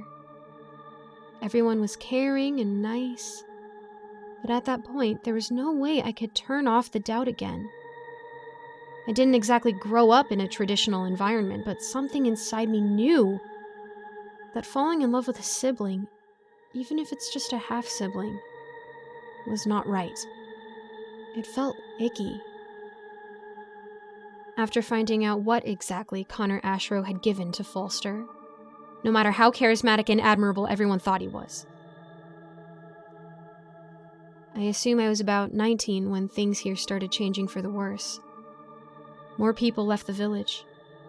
This hadn't happened for as long as I could remember, but all of a sudden people would pack up their bare necessities and disappear into the night. Not even saying goodbye. More frequently than ever, people from the outside world would just show up and do checkups. I was never allowed to talk to them much, which made me even more suspicious. But the final straw was that the pear business crashed and burned. We had a few years of terrible harvest, and the juice had turned incredibly sour. There was far less work, and everyone started getting extremely bored. But Connor promised that things would turn better soon. That something spectacular was waiting for us at the annual pear festival if we just kept going and stayed together. He had saved up a batch of the sweetest and most delicious bottles of peculiar pear juice, and he decided that it would not be sold but instead be savored by the lovely people of Folster. The festival wasn't coming for a few months, though, and so people became even more fussy over time. And there was even less to do. They didn't need many drawings anymore, and I wasn't feeling much up to it anyway, so I found something else to spend my time with. I had grown even more suspicious of Connor. I needed to know more about this man who apparently changed everything in our village for the better. So one day when everyone was having dinner in the community hall, I snuck into his home. While he was the spouse and father of many here, nobody was allowed to live there with him. Only short visits were accepted, which made it obvious for me that he was hiding something in there. And what I found was something I could have only dreamed of. Books. Piles and piles of books. Not the type we had in our community school, but real substance. Books on history, persuasion, and politics. Information that helped me understand what the world really was. And what had been happening to us. And some helpful hints on how to analyze behavior, such as the things I told you in the beginning. I kept sneaking in regularly to gather more and more knowledge. When the day of the pear festival came, Connor was standing on top of a pedestal. He was talking about the future, about our community and life, how lucky we were to have each other. Brothers and sisters, finally our day has come. All of you have been patient and exemplary. Now it is time that we take the next step into our journey. Yes, life has not treated us too well lately, but that is over now. Connor Ashrow may have been incredibly smart, but everyone slips up sometimes. He lifted his chin proudly and continued. Drink the juice, my children, and our pears will grow and thrive. Let us toast to a bright future awaiting us. Liar. I wasn't completely sure what his lie actually meant. Just that something about what he was saying wasn't right. There was no bright future awaiting any of the Follies. I screamed and shouted for them to stop. I even managed to push the glasses of a few people off of their hands. But for the majority, it was too late. They had already finished the poison.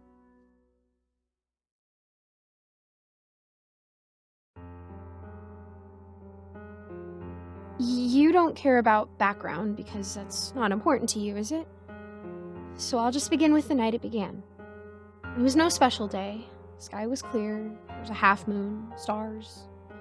I walked out of my bedroom and into the kitchen to grab sleep aids due to my insomnia, returning to torment me after a year of seemingly premeditated inactivity. My roommate was standing still near the couch, staring out the window. He was standing eerily still. So still that I mistook him as an inanimate object. All he repeated in an unnervingly monotone voice were the same words. Help, help, help. I can't move. Help, help. I can't move. Realizing that what I was seeing wasn't some illusion conjured by my mind at night, I walked up to him, my roommate, and grabbed his shoulders. I called him by his name. He seemed to wake up from this dreadful episode and breathed deeply and heavily. After asking him if he was okay, he replied telling me that he was probably experiencing an unsettling sleepwalking episode. He went to bed and slept as I took my sleep aids to inevitably fall into a dark, deep sleep. I had dreams consisting of where I walked unfamiliar streets of a foreign neighborhood from a foreign world. Streetlights that glowed in the nameless colors with nameless sinister intent. In every window of every contorting dismal house I glanced at, I saw the dim shapes of unnaturally still people. Or what first seemed to be people. Yet the more I stared at them, I began to notice that they were not people at all, but mannequins with conscious awareness that dug cold plastic fingers of an outlandish dread into my mind. Before I could scream at the final realization of what I was witnessing, I awakened from those nightmares. For the next 5 nights, my roommate experienced the same disturbing sleepwalking he did before on the first night. Yet it took me longer to wake him from whatever terrible trance he was helplessly trapped in. Then it became worse. The following night, the 7th night, he was standing still at the same window, yet seemingly frozen, in an odd pose. His arms were in a manner as if he was conversing to someone else, something beyond that window. Yet it wasn't a pleasant conversation, not for him.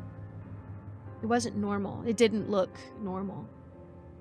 When I touched his arm to shake him from his nightmare, I noticed his skin was smoother than normal. He never shaved his arms, and yet his skin was smooth. It was so smooth, almost like glossy plastic. And his eyes never blinked. His face frozen in an expression of horror that penetrates even into my sleep. It was when shaking him and trying to wake him for 10 long minutes that I knew something was terribly wrong. I called 911 and told them that something was very wrong with my roommate. And in those 5 minutes of waiting for their arrival, I stood at his side and glanced out the window where his terrified eyes, unblinking and trapped in some timeless, disturbing dream, gazed out to. The glimmering stars that were far and few between now had given off an aura of malevolent banality and terrifying empty indifference. That moon appeared almost as a white void in that dark, endless sky.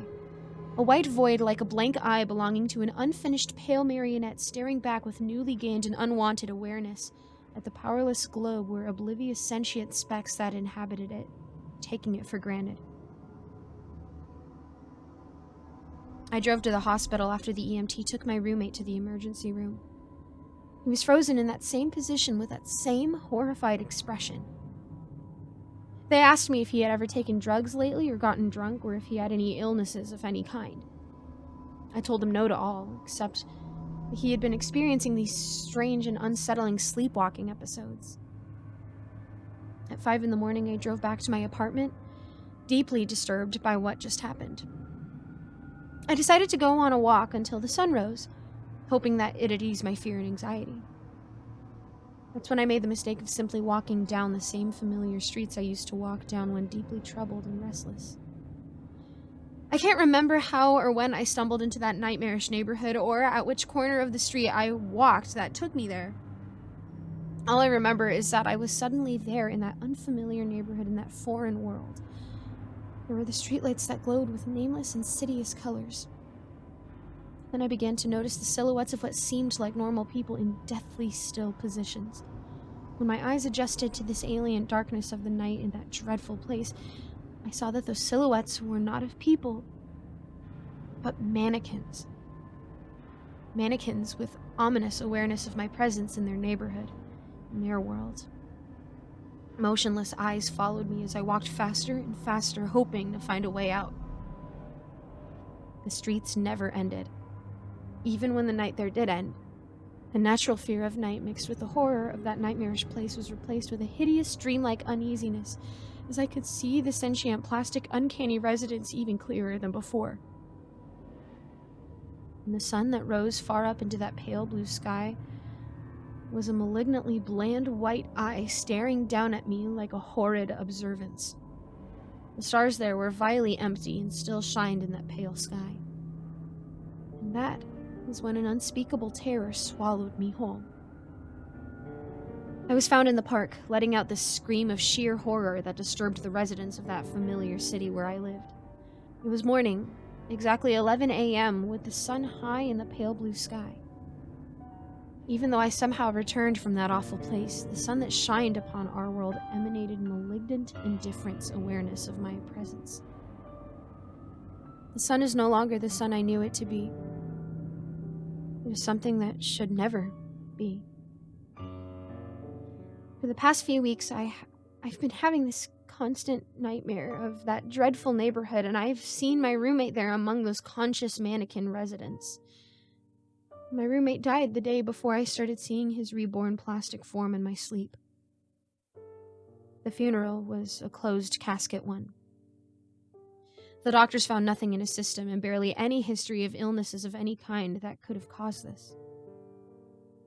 Yet, they would lie, saying that it was some abnormal form of a seizure or horrible sleepwalking. They lie to comfort themselves from the truth that they know nothing and can't explain it. cannot explain it. According to my new roommate that moved in 4 days ago, he's been finding me still. He's been finding me standing at the window by the couch, deathly still, staring out that window towards the pale white eye of the moon. Yet I am conscious of it, of being frozen there, but not knowing how I got there in the first place. My unblinking eyes are always fixed onto that lidless white eye in the dark, endless sky where the stars emanate their foul emptiness. Soon, I will become a resident of that unfamiliar neighborhood in that foreign world. There's nothing I can do. There's nowhere I can go. There's only that horrible, dismal world to go to.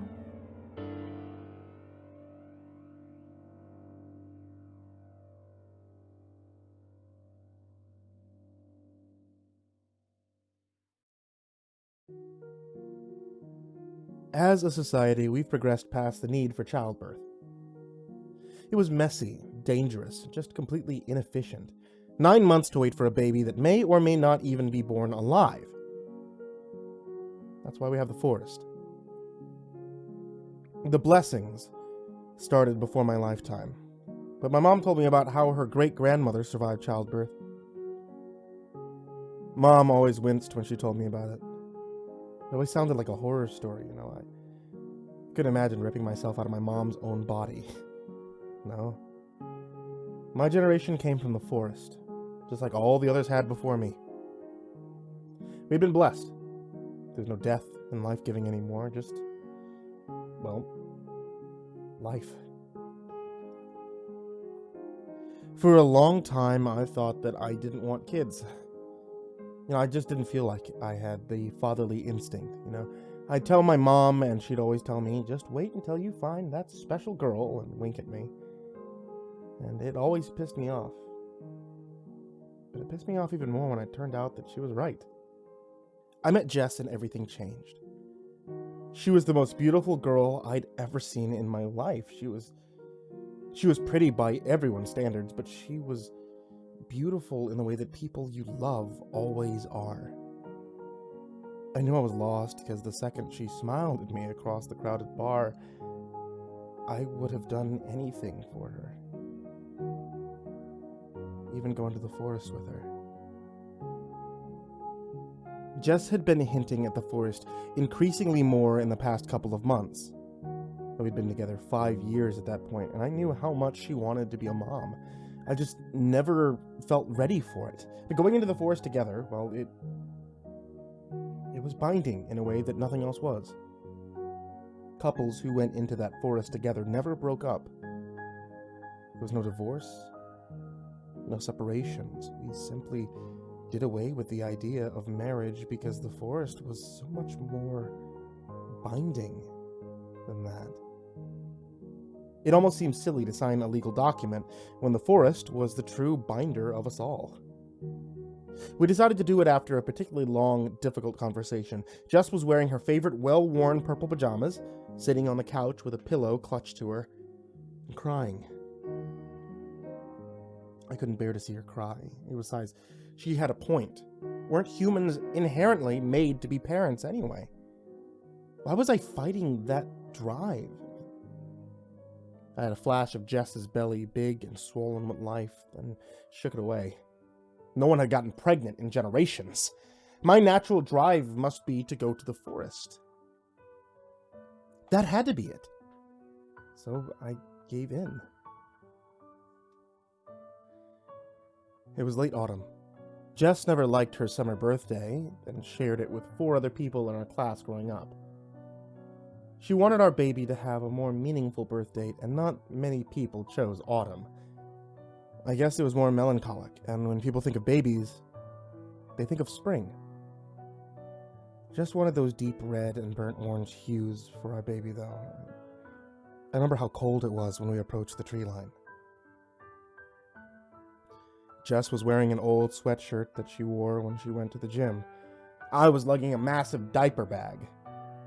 Just wanted our baby to have everything, even if I had to carry 50 pounds of swaddles into the forest. Hello. dark figure in front of us said, Have you come for life? Yes, we've come to care for life. Jess and I said in unison. I'm sure it sounded a little stilted, but tradition was tradition. The figure nodded and motioned for us to follow them into the trees. I took a deep breath and then glanced one last time at the stars above us. This was the last time in my entire life that I wasn't a father. I wasn't sure how I felt. Then I followed Jess in. Then I followed Jess in. We must have walked for an hour until we reached the clearing. I didn't know what to expect beyond getting our baby. I asked my mom about it, and she said everything would be explained to us and not to worry about it. It was so normal to me that I just took her at her word. It was simple. Go into the forest, then get a baby. Done. Then the clouds above the clearing shifted, and bright moonlight threw the clearing into perspective. That was when I threw up. There were 3 women standing in the clearing. Maybe I should say girls. They looked no older than 20 and had the same swollen belly I'd pictured Jess with. They stood silently, but the one on the far left had tears streaming down her face. I'd never seen a pregnant woman in real life. It was horrifying. Their hair was limp, eyes dull and lifeless, and their skin had all taken on a gray pallor. I looked at Jess, my mouth agape with horror. She didn't look back at me, but looked more intently at the girls in front of us, almost sizing them up. She nodded at the one in the middle. Is she a natural redhead? Jess asked the figure standing beside us. The figure nodded, and Jess smiled at me. Wouldn't you love to have a little redhead running around the house? Our very own Pippi Longstockings. I stood there numbly. Jess easily shrugged me off and asked the figure more questions. Health history, vision, personalities, pre-pregnancy, of course. Questions about the fathers. Had they all been tall, short? She didn't want her child to be bullied about a weird nose. What were their noses like? She'd like blue eyes, but would be okay with green. Was that possible? Was she being too picky? She chuckled. Oh, babe, I'm so excited to give birth. It's what we've been waiting for. She said, beaming at me. The figure led the 2 other girls away from the clearing. Only the red-headed girl remained. She stared stoically ahead, determined to not meet my eyes. I thought it was weird that Jess said that she was going to give birth. It was horrifying, but I guessed that we were here to watch this woman give birth and then, well, take her baby as our own. I was wrong. I was so wrong. The figure produced a knife then. It was curved like knives I'd seen in old pirate storybooks. The handle gleamed in the moonlight, and the jet-black handle seemed to disappear into the inky darkness. Jess took it from him and smiled at me again. She was crying. I just can't believe this is finally happening. She said, smiling through her tears. Jess, I said, but she was already gone. Then she was on the girl. It reminded me of a nature documentary I'd seen once, where the lion takes down an antelope. The girl had tried to run a bit, but she was clearly weak, and Jess overtook her with ease. I couldn't watch as the woman I loved tore open this girl's stomach. I didn't believe it was real. I thought maybe if I ran far away, then it wouldn't be real, so I ran. I collapsed at the tree line and sobbed. For how long, I don't know. The figure eventually reappeared to lead me back to the clearing. Cold feet are normal for first-time fathers. Jess was cradling a baby in the clearing. She had swaddled it in the dinosaur swaddle I'd dutifully packed. Her hair was damp and plastered to her forehead, but she didn't seem to care as she cradled him there. She was cooing and singing softly to him as I approached her. Jess, I said as I kneeled beside her. What have you done, Jess? She beamed at me. She was Jess. She was my Jess. She was my Jess, just covered in sweat and blood. She had been through childbirth, and now she was holding our son, Meet our son. she said, and held him up to me. I held him in my arms as we left the forest. I looked behind me before we left, and I saw the figure digging a large hole. Nothing mattered, though. Nothing matters the second you meet your child.